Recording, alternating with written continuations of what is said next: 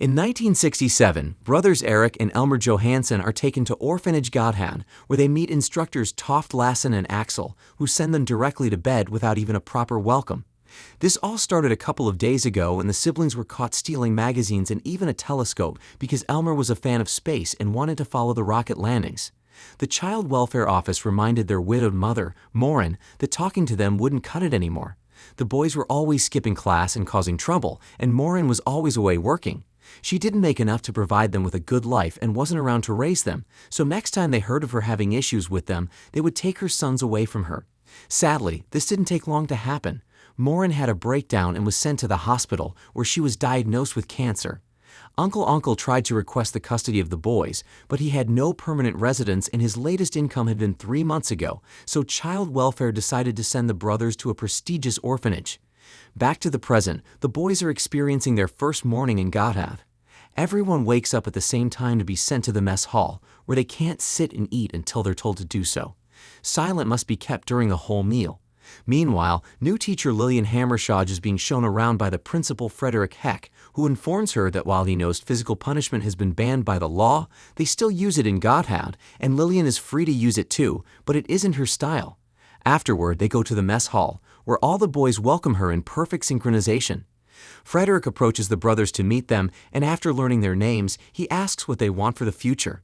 When Elmer says he wants to be an astronaut, he gets slapped for impertinence. All the boys in the orphanage must work, so Frederick assigns the brothers to stone-dragging duty at the dike. Erik protests, explaining Elder has a clubfoot that hurts if he carries heavy things, but that also earns him a slap. Later, the boys are allowed to take a break from stone-dragging to have lunch, which is only a small tray everyone fights over. The brothers barely get to grab some scraps, but at least they finally get to chat with the other boys, giving them the chance to properly meet Toger and his friends. It's Toger that advises them to lay low and pretend to be ghosts. That way they won't get attention or be punished. It's just a matter of waiting until they turn 15, which is when they're given the Eternity Note, a permission to leave for good. Their chat is interrupted by a group of bullies who ask for cigarettes or food and beat up the brothers when they have nothing to offer. Elmer is sent up the water tank, but he freezes midway because he's scared, which causes the bullies to make fun and throw stones at a future astronaut that is afraid of heights.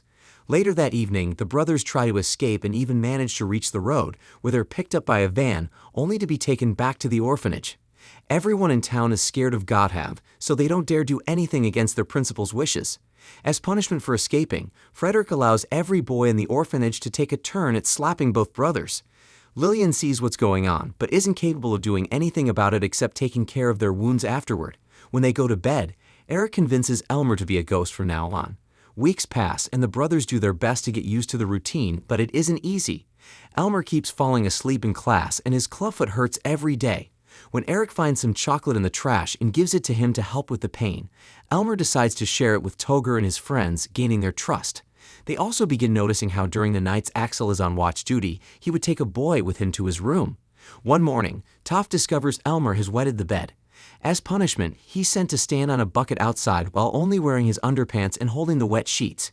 He must stand there until the sheet dries, freezing his bones.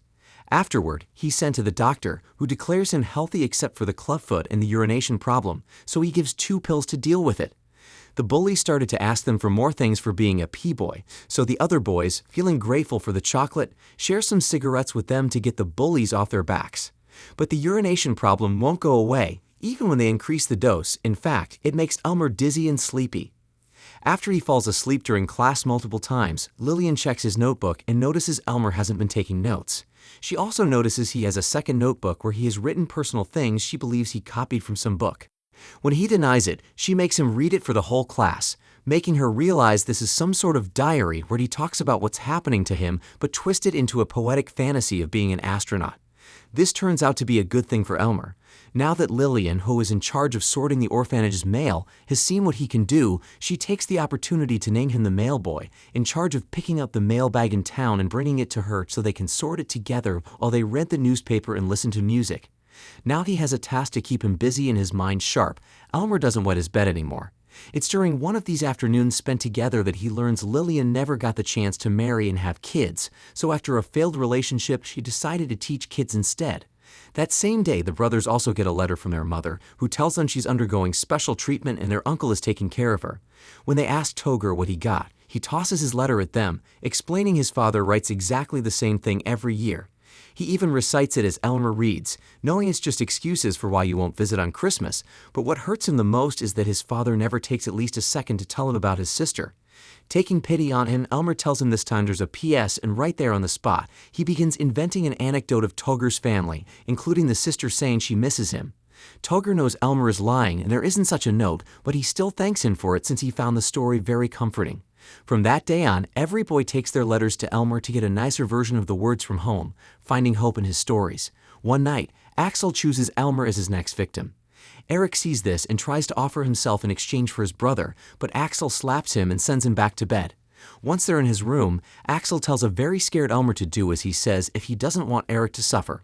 It isn't until many hours later that Erik sees Elmer again, finding him in the bathroom washing off the blood dripping down his legs. Before he can say anything, Elmer passes out on the floor. The next day, Lillian attends a meeting with the other instructors about it and is shocked and disgusted to see their reactions to the incident. They claim one of the older boys did it because it's natural to have needs when hitting puberty, but if Elmer doesn't give them any names, there's nothing they can do about it other than to watch the boys more closely. Lillian wants to take Elmer to the hospital, but her request is shut down, being told the orphanage doctor's enough. She tries to talk to Elmer the next time she sees him after class, but he's too scared to say anything, although Erik does tell her it wasn't a boy that hurt him. Many days later, inspectors come to the orphanage to do a standard inspection of the place. But since they're told in advance when they are coming, the boys are put in their best clothes and any bruises are hidden under makeup. The boys must tell they're happy if they don't want to be punished later, and the inspector sees them work in the carpentry workshop, which is supposed to prepare them for the future, but they're actually doing it only today as part of the act for the government. When Erik sees Aksel take Elmer to a side office in the workshop to give him a gift in exchange for his silence, he looks at the saw and gets an idea. After Elmer leaves, Aksel comes back to keep on working and loses his fingers to the saw thanks to Erik having turned off the safety mechanism.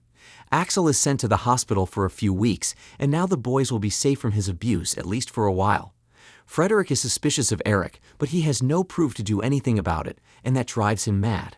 Later during dinner, Erik receives a call from his uncle to tell him Morin has died. He goes back to the table shaking and crying, and when Elmer hears the news too, he makes a scene as he tries to process his grief. Frederick slaps them both for misbehaving and even pushes Erik's face against his plate, but since not even his anger will make the boys stop crying, it makes him frustrated, so he leaves. Lillian takes the chance he isn't there to comfort the brothers. The next day, they're visited by their uncle, who tells them how their mother was put down to stop her suffering, but he is still not allowed to take the boys because of his lack of income. The siblings convince him to help them escape and agree to meet near the road in the middle of the night, but before Uncle leaves, Frederick talks to him. He points out all the ways his life isn't made for children and how life in the orphanage is a better option, especially so they can be trained for the future. This gives Uncle a lot to think about, so when night falls, instead of picking up the kids, he calls Lillian and tells her he's sorry, but he won't be going.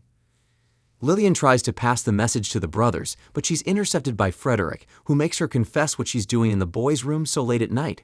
Erik and Elmer are caught before they can even leave the area and are given a beating for it. Frederick even tells them it was Lillian that sold them out. Furious, Erik tries to jump on her, but the instructors grab him and take him to the basement. She tries to apologize to Elmer, who has lost all trust in her, and tells her he's glad she never had children. Lillian slaps him for it, and when she notices what she's done, she realizes this place is greatly affecting her, so she quits the next morning at the same time Aksel makes his return. From then on, the brothers truly become ghosts. In 1969, Gert Hartmann, a new inspector, comes unannounced to the orphanage to make sure everything is fine before Frederick gets a Knight's Cross for his almost 50 years of service. Frederick isn't happy to see him because he didn't have time to hide all evidence, but he can't kick them without looking bad on the report. Hartmann notices some irregularities, like the small number of bathrooms for such a big group of children, but his main concern is the bruises he finds on the kids. All of them lie and say they got them from falling or playing, and nobody wants to speak to Hartmann in private when he offers them that option. The inspector isn't satisfied with this result, but he has no evidence of anything, so he leaves without a word. In a few weeks, Erik will be turning 15 and will be finally able to leave, so he's planning to ask Frederick to let him take his brother with him. He's such in a good mood for getting the Knights Cross that he allows the boys to watch the moon landing on Tave if they finish some special tasks. Elmer is sent to work on building a terrace, and Erik will wash Frederick's car. Some hours later, while everyone is inside watching Armstrong say his famous words, Erik is finishing washing the car, which earns him praise from Frederick. Erik takes this chance to ask for his brother to leave with him when he turns 15, but Frederick has some news for him. He's starting an apprenticeship department in the orphanage, so now the boys must stay until they turn 18. This makes Erik furious because it means he's behaving for nothing, so he starts scratching the car. After the broadcast is over, Elmer goes looking for his brother, but he only finds blood drops on the car. Frederick has beaten him up so badly that he almost dies, and after 3 days, he still hasn't woken up. They won't allow Elmer to see him except for a quick peek at the door, but he still sneaks inside when no adults are around. He almost gets caught by Frederick and the doctor, but he hides under the bed just in time to hear them talk. The doctor can't help Erik any longer. He needs to be taken to the hospital, but Frederick refuses and accepts to let God decide what happens to the boy. Later, Elmer goes to see Frederick to ask for a day's leave. He's decided he wants to be a mailman and wants to visit the Mail and Telegraph Museum to learn more about it. Frederick is pleased to hear he's dropped the astronaut nonsense and is aiming for a proper job, so to reward his good behavior, he allows him to have that break and even gives him a coin to get some ice cream. Once he gets to the city, Elmer uses that coin to call Lillian after finding her number on the phone book. After telling him she isn't working with kids anymore and now teaches other teachers at college, she accepts to take him to the child welfare office, where they wait for Hartman for 6 hours. It seems he isn't coming back soon, so another inspector takes their case, but all he can do is file a report because they haven't brought any evidence with them. Elmer returns to the orphanage determined to take the matter into his own hands. Togger and his friends are also trying to plan something to help Erik, but Elmer tells them to wait for him outside while he visits Aksel. He convinces the man that he's there to spend the night together, so while Aksel is distracted, Elmer steals his keys and locks him up in his room. After visiting Erik to say goodbye just in case something happens to him, he makes an astronaut costume out of a box and foil paper, then takes a hammer and takes it outside to start destroying Frederick's car while the other boys cheer for him. The instructors find him and Toft begins beating him up while Frederick takes a call from the inspector's office, telling him about the report they received earlier. Catching on Elmer's plan, Frederick stops the punishment so he doesn't get any more bruises that could incriminate him. Now they've let go of him, Elmer runs away and overcomes his fear in order to climb up the water tank only to jump off it while pretending to be a floating astronaut. Inspector Hartman and Lillian arrive just in time to see this happen, and Erik wakes up the moment his brother hits the ground. Both siblings are taken to the hospital and watched over by Lillian, who is relieved to hear from the doctor that it will take a while for them to recover, but they'll survive. Many days later, when they're feeling better, Lillian takes Elmer to the orphanage, where he asks Frederick for his and Erik's eternity notes. Since the inspectors are there doing a thorough investigation, Frederick has no choice but to give Elmer the notes without protest. Elmer says goodbye to all the boys before leaving. Encouraged by his bravery, the next time Hartman asks them if they want to tell him anything, Togger raises his hand, and all the other boys soon do the same. As Lillian leaves with their brothers in the car, they see Togger running after them to wave at them, the only way he can show his gratitude for what Elmer's accomplished. So, what did you think of this movie?